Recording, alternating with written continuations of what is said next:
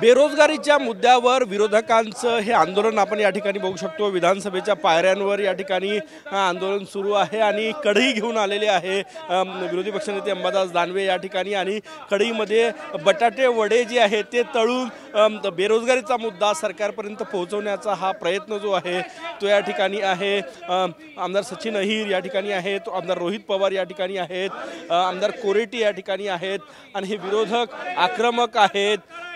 शेतकऱ्यांच्या कर्जमाफीची मागणी होते कारण की द्राक्ष पिकासह इतर पिकांचं नुकसान झालं। त्यासोबत सगळ्यात महत्त्वाचं म्हणजे विधानभवन परिसरांमध्ये पायऱ्यांवर एक कढई घेऊन या ठिकाणी हे विरोधक आलेले आहेत आणि या ठिकाणी आंदोलन केलं जात आहे, घोषणाबाजी जी आहे त्या केल्या जात आहे।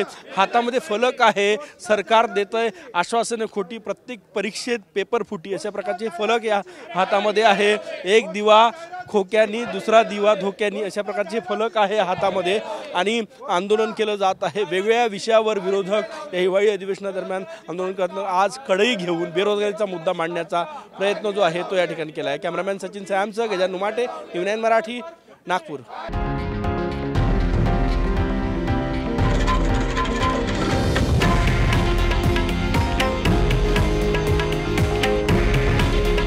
हे आहे देशातील नंबर 1 न्यूज नेटवर्क आणि आपण पाहत आहात TV9 मराठी।